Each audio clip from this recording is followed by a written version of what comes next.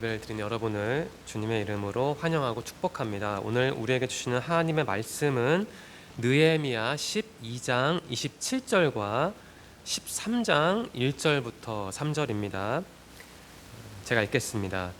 예루살렘 성벽을 하나님께 바치는 예배를 드리게 되었습니다. 사람들이 레위 사람들을 그 살던 곳에서부터 예루살렘으로 데려왔습니다. 데려온 이유는 성전을 바치게 된 것을 기뻐하며 감사의 노래를 부르고 제금과 비파와 수금을 연주하며 하나님을 찬양하기 위해서였습니다. 그날에 그들은 모세의 책을 백성에게 읽어주었습니다. 그러다가 그 책에 암몬 사람이나 모압 사람은 하나님의 회중에 참석할 수 없다고 적힌 것을 알게 되었습니다. 암몬 사람과 모압 사람은 이집트에서 탈출하여 나온 이스라엘 백성을 음식과 물을 가지고 따뜻하게 맞아들이지 않았습니다. 오히려 그들은 발람을 고용해서 이스라엘을 향해 저주하게 했습니다. 그러나 우리 하나님께서 그 저주를 복으로 바꾸어 주셨습니다. 백성은 이 가르침을 듣고 이스라엘 가운데서 모든 외국인을 구분해 놓았습니다. 아멘. 느헤미야서 내용을 이해하려면 이스라엘의 역사를 반드시 알아야 합니다. 핵심 부분만 정리하겠습니다. 전에도 설교 시간에 여러 번 말씀드린 내용인데요. 알아두시면 느헤미야서뿐만 아니라 다른 선지서를 읽을 때도 큰 도움이 될 겁니다. 이스라엘은 사울 왕 때 최초로 통일 국가가 되었습니다. 그 시기는 주전 약 1050년입니다. 그 다음 왕은 여러분이 잘 아시는 분이죠. 바로 다윗 왕입니다. 사울이 왕이 된 후 약 40년이 지나서 다윗이 왕으로서의 삶을 살았죠. 다윗도 사울과 비슷하게 약 40년간 이스라엘을 통치했습니다. 이스라엘의 세 번째 왕은 다윗의 아들인 솔로몬입니다. 솔로몬도 약 40년간 이스라엘을 통치했죠. 이 솔로몬 이후에 국가가 분열됩니다. 주전 930년경이죠. 이스라엘은 북쪽 나라와 남쪽 나라로 분열됩니다. 사해 북쪽 윗부분을 북왕국 이스라엘 혹은 북이스라엘이라고 부르고 그 아랫부분을 남왕국 유다 혹은 남유다라고 부릅니다. 더 줄여서 북쪽을 이스라엘, 남쪽 나라를 유다라고 하기도 합니다. 이 북쪽 나라는 한때 솔로몬의 부하였죠. 그 여로보암이 초대 왕이었습니다. 남쪽 나라는 솔로몬의 아들이었던 르호보암이 초대 왕이었습니다. 두 나라는 같은 민족임에도 서로 싸우고 경쟁했습니다. 또한 두 나라는 분열 이후부터 타락과 불신앙의 길을 걸었습니다. 그러다가 주전 722년이죠. 722년에 북이스라엘은 아시리아 혹은 아수르라고 부르는 나라에 의해서 멸망했습니다. 영토를 기준으로 보면요, 아시리아는 오늘날 이라크, 시리아, 레바논, 요르단, 튀르키예 동남부 일부 등을 아우르는 국가였습니다. 이 북쪽 나라가 망한 뒤에 약 100년이 지난 주전 612년에 이 북이스라엘을 멸망시켰던 아시리아는 이 바벨론이라는 나라에 의해서 망합니다. 이 바벨론도 영토 기준으로 보면 아시리아와 겹치는 부분이 많습니다. 바벨론은 오늘날 이라크의 기원입니다. 그리고 그 바벨론이 이 남쪽 나라 남유다를 주전 587 혹은 586년에 접수합니다. 이후에 주전 539년에 바사, 그러니까 페르시아라고 하죠. 페르시아가 이 아시리아를 멸망시켰던 바벨론을 접수합니다. 영토 기준으로 보면 이 바사 혹은 페르시아도 이 바벨론과 아시리아와 겹치는 부분이 많습니다. 참고로 바사는 오늘날 이란의 기원입니다.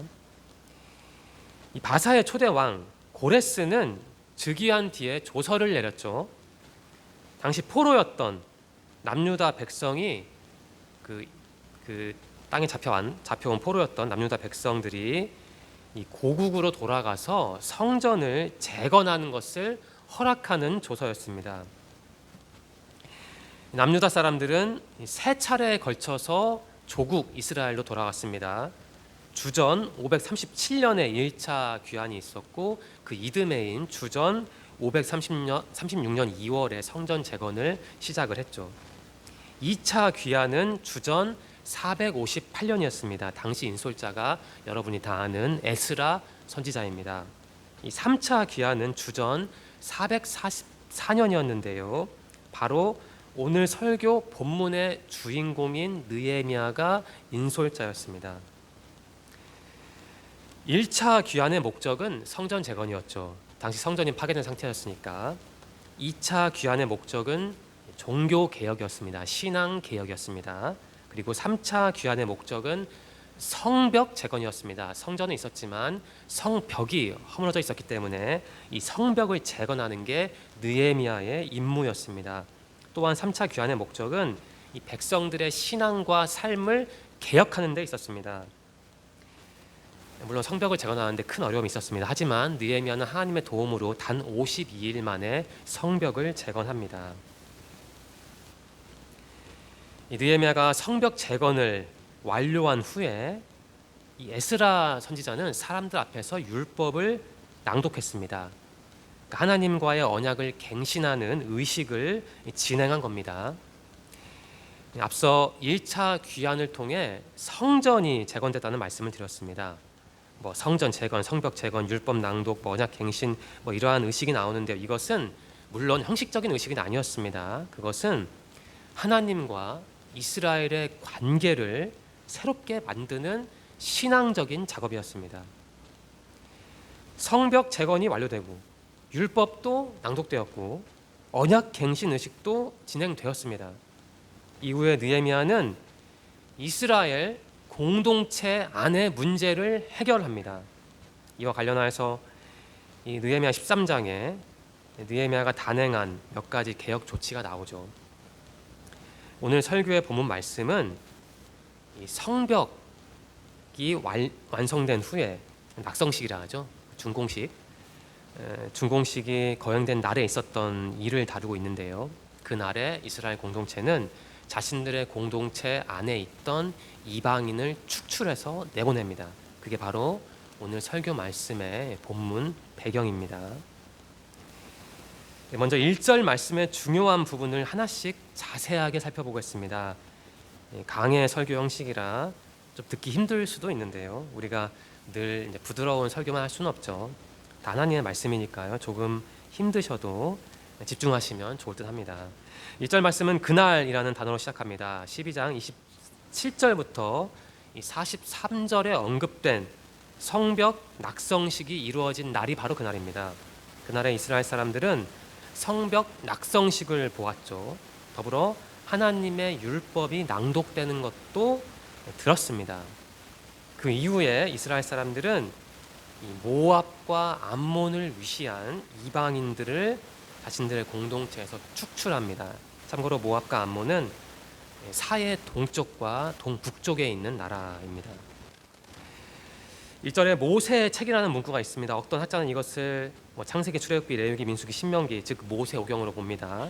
반면에 또 어떤 학자는 이것이 모세오경 전체는 아니고 신명기일 것이다 라고 추정합니다. 그 이유는 느헤미야가 진행한 이 개혁 과제들을 포괄하는 율법서가 바로 신명기이기 때문입니다. 이어서 1절 말씀에 이런 구절이 있습니다. 암몬 사람이나 모압 사람은 하나님의 회중에 참석할 수 없다고 적힌 것이라는 기록이 있습니다. 이 하나님의 회중은 하나님의 사람들인 이스라엘 공동체를 의미하죠. 다르게 표현하면 이 선민 공동체를 의미합니다. 달리 말하면 신앙 공동체죠. 하나님의 사람들로 구성된 거룩한 공동체를 의미합니다. 이 모압과 암몬 사람들이 이러한 공동체에 귀속될 수 없는 이유가 있습니다. 그 이유는 그들이 이스라엘 사람들에게 행한 악행과 관련됩니다. 이 모압과 암몬은 이집트를 탈출했던, 과거 얘기를 하는 겁니다. 이집트를 탈출했던 이스라엘 사람들을 괴롭혔던 민족이죠. 바로 2절 말씀에 이스라엘을 괴롭혔던 암몬과 모압의 악행이 기록되어 있습니다. 원래 암몬과 모압은 이스라엘과 무관한 민족은 아닙니다. 여러분 아브라함의 조카인 롯을 다 아시죠? 이 암몬과 모압은 이 롯의 후손입니다. 따라서 암몬과 모압은 이스라엘과 혈연적인 유대감을 지닌 국가입니다. 그래서 하나님께서 이스라엘 사람들에게 말씀하셨죠. 모압을 괴롭히지 말고 그 사람들의 권리도 침해하지 말라라고 말씀하셨습니다. 신명기 2장 9절의 내용입니다. 하지만 암몬과 모압은 이스라엘 사람들이 이집트를 탈출해서 광야에서 살 때 이스라엘을 괴롭혔습니다. 이스라엘과 혈연 관계인 암몬과 모압은 이스라엘 사람들이 이집트를 탈출했을 때 그 사람들을 이스라엘 사람들을 축복해야 했죠. 하지만 그렇게 하지 않았습니다. 그뿐만이 아닙니다. 모압 왕 발락은 이 발람이라는 사람을 고용해서 이스라엘 사람들을 저주하도록 했죠. 하나님이 개입하셔서 발람이 이스라엘을 저주하지는 않았습니다. 아무튼 그래도 암몬과 모압의 행태는 그야말로 악랄했습니다. 1절 말씀에 기록되어 있죠.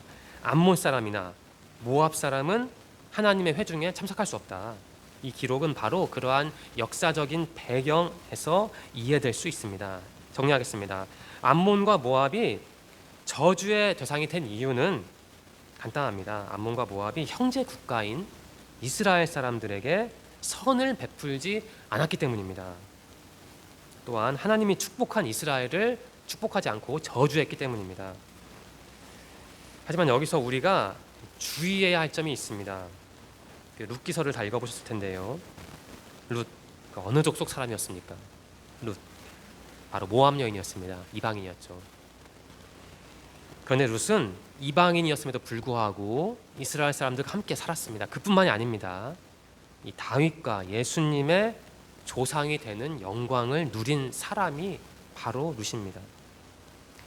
따라서 암몬과 모압을 배격하라, 축출하라 라는 내용은 그 암몬과 모압이 단지 이스라엘과 어쨌든 혈통이 다르기 때문에 축출하라는 말이 아닙니다. 이 암몬과 모압을 배척하라는 것은 그들의 신앙적인 자세가 어긋났기 때문에 배척하라는 얘기입니다. 즉 암몬과 모압이 하나님의 사람들을 대적하니 그러한 자들은 하나님의 공동체에서 내쫓으라는 이야기입니다.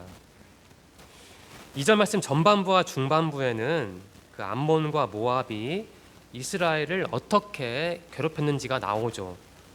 그런데 2절 말씀 후반부에 정말 놀라운 고백이 등장합니다. 우리에게 힘이 되는 고백입니다. 이 고백을 꼭 기억하시기 바랍니다.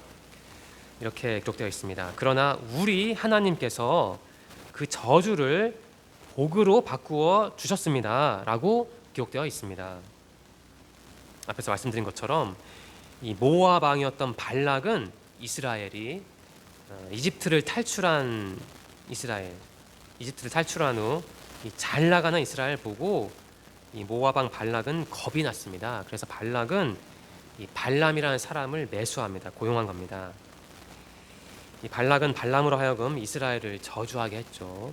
하지만 발람은 이스라엘을 저주하기는커녕 무려 3차례나 축복했습니다.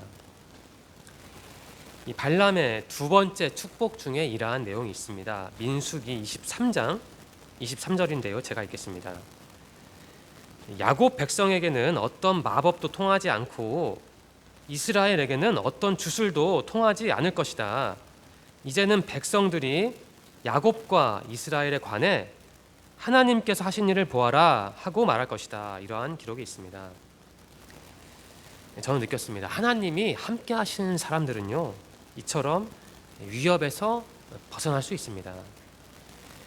물론 하나님의 사람들에게 서 모든 고통과 결핍에서 면제되는 것은 아니죠. 하지만 분명한 점이 있습니다. 우리가 기억해야 할 점이 있습니다. 그것은 하나님은 당신의 사람들이 어떠한 상황에 있든지 그들과 함께 하시며 때로는 저주마저 복으로 바꾸신다는 사실입니다. 이어서 3절 말씀입니다. 백성은 이 가르침을 듣고 이스라엘 가운데서 모든 외국인을 구분해 놓았습니다. 라는 기록이 있습니다. 이 3절 말씀은 그날 낙성식 때 율법을 들은 이스라엘 사람들이 어떻게 반응했는지를 기록하고 있습니다. 여기서 이 가르침이 무엇인지 살펴봐야 합니다. 이 가르침은 하나님의 사람들을 대적하고 이 신앙의 순수성을 훼손하는 자들은 결단코 하나님의 공동체에 들어올 수 없다라는 말씀입니다. 이스라엘 사람들은 그 말씀을 들은 후에 그 말씀에 합치하는 부합하는 행동을 했습니다. 이스라엘 사람들은 이 신앙의 순수성을 훼손하는 이방인을 모두 축출했습니다. 이방인을 모두 축출했다. 달리 표현하면 총체적인 개혁, 신앙 개혁이 그날 이루어진 것입니다. 지금까지 본문 말씀을 해설했는데요. 여러분은 이 본문 말씀을 통해 어떠한 신앙적인 교훈을 얻으셨습니까? 우리가 여기서 얻어야 할 신앙적인 자산은 무엇이라고 생각하십니까? 저는 오늘 그 교훈을, 그 자산을 두 가지로 정리해서 여러분과 공유하고 싶습니다. 첫 번째는 이겁니다. 여러분과 저는 우리의 마음을 하나님께 고정시켜야 합니다. 오늘 설교 본문의 주인공인 느헤미야는 물론 하나님이 선택한 개혁자였습니다. 그러한 느헤미야의 지도하에 남유다 사람들은 타국, 이란 혹은 이라크에서의 타국, 그 포로 생활을 청산하고 조국으로 돌아왔죠. 1차로 귀환한 사람들은 성전을 재건했고요. 이 3차로 느헤미야의 지도하에 고국으로 돌아온 사람들은 성벽을 재건했습니다. 성전도 재건하고 성벽도 재건했죠. 하지만 그게 어떤 완성을 의미하는 것은 아니었습니다. 왜냐하면 당시 남유다 사람들의 마음은, 신앙은 다 허물어진 상태였습니다. 그들은 신앙적으로 완전히 흐트러져 있었습니다. 신앙이 망가지고 흐트러져 있었다는 게 그 사실이 무엇을 뜻한다고 생각하십니까? 간단합니다. 이스라엘 사람들의 마음이, 이 마음이 하나님으로부터 멀어졌다는 겁니다. 성전을 재건하고 성벽을 재건하는 것은 그저 눈에 보이는 성전과 성벽을 물리적으로 세우는 작업이 아닙니다. 이 성전과 성벽 재건은 하나님과 이스라엘 사람들의 관계를, 하나님을 향한 이스라엘 사람들의 마음을 새롭게 만들기 위한 그 신앙적인 작업이었습니다. 성전 재건, 성벽 재건은 물리적인 작업이 아니라 신앙적인 작업이었습니다. 이것을 기억해야 합니다. 여러분, 당시 이스라엘 사람들이 처한 상황, 그 상황이 오늘날 한국 상황과 어쩌면 한국 기독교인들의 상황과 비슷하다는 생각을 하지 않으십니까? 여러분과 저는 우리의 마음을 늘 점검해야 합니다. 우리 마음 속에 불순물이 있는데요, 그것을 정화해야 합니다. 이 본문 말씀은 분명하게 기록합니다. 이스라엘 사람들이요, 하나님의 말씀을 들은 다음에 자신들의 공동체에서 이방인을, 모든 이방인을 내쫓았대요. 모든 이방인을요. 이방인을 축출했다는 것은 이스라엘 사람들이 자신들의 마음 안에서부터 이방인을 내보냈다는 뜻입니다. 여기에서 무엇을 느끼십니까? 여러분과 저의 마음에도 내쫓아야 할 이방인이 있는 겁니다. 여러분과 제가 내보내야 할 그 이방인은 무엇입니까? 하나님과 우리의 관계를 방해하는 이방인이 있는데요, 우리가 우리 마음에서부터 내쫓아야 할 그 이방인은 무엇입니까? 이 질문을 기억하면서 로마서 12장 2절 말씀을 함께 묵상해 봅시다. 여러분은 이 세상을 본받지 말고 마음을 새롭게 하여 변화를 받으십시오. 그러면 여러분은 하나님의 선하시고 기뻐하시고 온전하신 뜻이 무엇인지를 분별할 수 있게 될 것입니다. 라고 바울은 말합니다. 바울은 요청합니다. 변화래요. 변화라고 요청합니다. 여러분과 저는 변해야 합니다. 그러면 변화라면 어떻게 해야 합니까? 무엇을 해야 합니까? 이 로마서 12장 2절은 변화를 받으십시오라고 언급하기 전에 두 가지를 말합니다. 첫 번째는 바로 이겁니다. 이 세상을 본받지 말라는 겁니다. 두 번째는 뭡니까? 마음을 새롭게 하래요. 여러분, 우리가 사는 이 한국 사회가 지금 어떠하다고 생각하십니까? 정상적입니까? 아니잖아요. 저는 목회자로서 깊이 고민하는 주제가 있습니다. 그것은 바로 우리 한국 사회에, 제가 발붙이고 살아가는 한국 사회의 어둠과 악함입니다. 하나님과 한국 사회가 물론 언제나 대립하는 것은 아니죠. 하나님이 한국 사회도 분명히 축복하시고 다스리시니까요. 하지만 적지 않은 경우에 우리가 사는 한국 사회는 전혀 신앙적이지 않습니다. 많은 사람이 탐욕에 매몰된 채 살아갑니다. 가령 아파트 부실공사, 공금 횡령 사건이 그것을 반영합니다. 이렇게 정리하겠습니다. 저는 이렇게 정리하고 싶습니다. 우리 한국 사회는요, 돈을 위해서라면 타인의 인권과 인격 정도는 가볍게 밟아버리는 사회입니다. 많은 한국인의 마음에는 탐욕의 향기와 질감이 가득합니다. 하나님이 자리할 자리는 무척 협소하거나 아예 없습니다. 우리가 사는 한국 사회는 탐욕, 달리 말하면 이 비신앙적인 혹은 반신앙적인 흐름을 생산하고 유통하는 사회입니다. 우리는 한국 사회를 오염시킨 그러한 탐욕에 붙잡히면 안 되죠. 그러한 탐욕이 잘못임을 직시하고 그것을 지적할 줄 알아야 합니다. 그러려면 먼저 여러분과 저는 우리의 마음을 하나님 앞에서 개혁해야 합니다. 지금 여러분의 마음은 어떤 색깔입니까? 어둡나요? 회색입니까? 아니면 밝은 색깔입니까? 또한 여러분의 마음은 어떤 모양인가요? 일그러져 있습니까? 아니면 반듯합니까?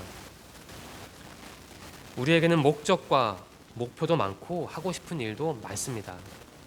그래서일까요? 우리 마음은 이 세상의 흐름에 언제나 민감한 것 같습니다. 내가 가진 것과 세상이 요구하는 기준 사이가 너무 멀게 느껴질 때가 분명히 있을 겁니다. 그래서 때로는 마음이 심하게 흔들리기도 합니다. 여러분, 쉽지 않겠지만 한번 노력해 보십시오. 여러분의 마음을 세상에 빼앗기지 말고 하나님 앞에서 새롭게 하려고, 개혁하려고 한번 노력해 보십시오. C.S. 루이스가 쓴 책이 있습니다. 제목이 좀 독특한데요. 천국과 지옥의 이혼이라는 책이 있습니다. 예전에 읽었는데요. 저에게 울림을 줬던 문장들을 여러분과 공유하고 싶습니다. 바로 이겁니다. 단 한순간만이라도 당신 자신이 아닌 다른 것에 마음을 쏟을 수는 없습니까? 어떤 심리 상태도 그대로 두면, 즉 피조물이 자기 마음의 감옥 속에 자신을 가두어 고립을 자초하다 보면 결국 지옥이 되는 것입니다. 라는 문장이 제 마음을 크게 울렸습니다. 이 책을 번역하신 분은 이 C.S. 루이스의 책을 해설하면서 이러한 설명을 했습니다. 근본적으로 루이스가 주장하는 죄의 모습은 자기 집착입니다. 이러한 자기 집착은 사후에 나타나는 현상이 아니라 바로 오늘 우리가 사는 사회 속에 판치는 타락의 그림자입니다. 라고 번역자는 해설하고 있습니다. C.S. 루이스가 말하는 죄는요, 다른 게 아니라요, 자기 집착이래요. 자기 집착이 죄라고 합니다. 혹시 여러분 중에 그게 뭐가 문제인가? 라고 생각하실 분이 있을지도 모르겠습니다. 여러분, 기독교 신학에서 말하는 죄가 뭡니까? 우리가 뭐 죄 이런 말을 하는데 죄가 뭡니까? 하나님을 떠난 게 죄입니다. 하나님을 떠나는 것은요, 바로 마음에서부터 시작합니다. 따라서 루이스의 말, 그러니까 죄의 모습은 자기 집착이다라는 말은 철저하게 신학적인 발언입니다. 마음에서부터 하나님을 떠나는 것, 그게 바로 죄죠. 이 한국 사회는 우리의 마음을 하나님에게서 멀어지게 만드는 사회입니다. 그것을 상징적으로 보여주는 게 있죠. 소위 잘 나가는 사람들이 매체에 등장해서 하는 말들을 한번 유의 깊게 관찰해 보십시오. 결국 돈에 기초한 자기 자랑입니다. 자기 자랑, 자기만 생각하고 자기만 드러내는 것이죠. 마음을 새롭게 한다는 것은 이러한 자기 집착을 버린다는 겁니다. 돈으로 자신을 무장하려는 자기 집착을 버린다는 겁니다. 오해는 하지 마십시오. 돈을 무시하라는 얘기가 아닙니다. 문제는 자기 집착이라는 겁니다. 자기 집착을 버릴 때 우리가 하나님을 더 선명하게 볼 수 있고 하나님께 더 가까이 나아가는 것이죠. 한국 사회에서 하나님과 우리의 관계의 가장 큰 걸림돌은 돈을 향한 탐욕이라고 저는 생각합니다. 높아심에 다시 말씀드립니다. 돈 벌지 말라는 얘기가 아닙니다. 다만 돈을 하나님 위에 올려놓지는 말라는 권면을, 아주 상식적인 권면을 저는 드리는 겁니다. 본문 말씀은 기록합니다. 이방인을 내보내라고 말합니다. 여러분과 저는 우리 마음 안에서 이방인을 내보내야 합니다. 이방인을 내보내려면 우리 마음을 정화해야 하죠. 여러분의 마음을 지배하는 이방인, 여러분의 마음을 하나님에게서 멀어지게 하는 한국 사회의 그 이방인은 무엇입니까? 혹은 누구입니까? 쉽게 말하면 여러분이 섬기는 우상은 무엇인지 저는 간접적으로 여쭤본 겁니다. 한국 사회의 그러한 이방인들을 결코 맹목적으로 추종하지 마십시오.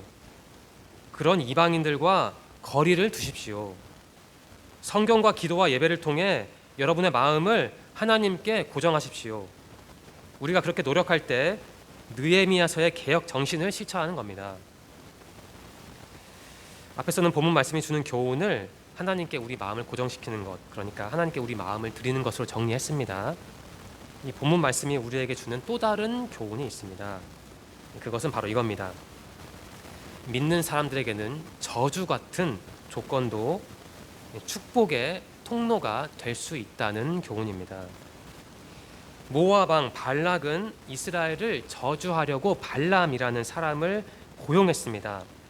그런데 발람은 이스라엘을 저주하지 않았고 무려 3차례나 이스라엘을 축복했습니다. 저는 이 발람에 관한 기록을 묵상하면서 새삼 요셉이 떠올랐습니다. 요셉은 형들에게 저격당해 타국으로 팔린 매우 불행한 사람이었습니다. 이집트로 팔려나왔죠. 이집트에서도 억울한 일을 당해서 무려 2년 동안 감옥에 갇혔던 사람이 바로 요셉입니다. 성경에 다 기록되지는 않았겠지만 요셉은 참 많은 고난과 역경을 겪었을 겁니다. 하지만 요셉은 이 불행한 일들을 통과하면서 단련됐죠. 그렇게 단련된 덕분에 많은 사람이 요셉을 통해 복을 누렸습니다. 하나님은 요셉과 함께 하셨던 것이죠.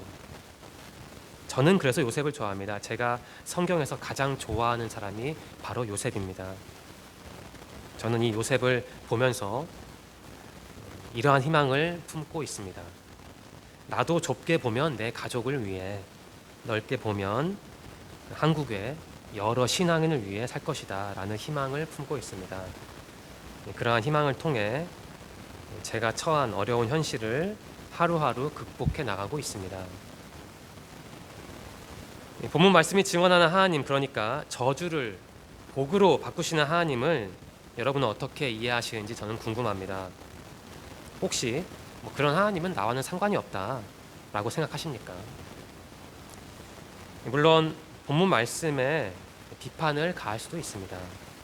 느헤미야도 우리와 똑같은 사람이었습니다. 느헤미야가 아무리 위대한 선지자라고 해도 이 사람에 관한 기록을 아주 기계적으로 우리에게 적용하는 것은 물론 조심해야 합니다. 그럼에도 우리는 느헤미야의 말을 단순히 개인의 생각이 아니라 하나님이 선택하신 사람의 고백으로 1차적으로 이해해야 합니다. 따라서 느헤미야 말을 최대한 적용은 하되 비판적인 생각도 놓치면 안 되는 것이죠. 느헤미야가 증언하는 하나님, 즉 저주를 축복으로 바꾸시는 하나님, 바로 그 하나님이 여러분과 저의 하나님입니다. 내 조건이 아무리 저주처럼 열악해도 하나님이 도우시면 나는 신앙적으로나 혹은 사회적으로나 분명히 높은 위치에 오를 수 있습니다. 하나님은 바로 그러한 하나님입니다. 설교를 마무리하겠습니다. 오늘 우리는 본문 말씀을 통해 깨달았습니다. 하나님은 여러분과 제가 우리 마음을 그분께, 하나님께 고정하기를, 드리기를 바라신다는 것을 깨달았습니다. 또한 우리는 오늘 만났습니다. 여러분과 저를 괴롭히는 그 저주 같은 열악함도 축복으로 바꾸실 수 있는 하나님을 오늘 우리는 만난 겁니다. 저는 소망합니다.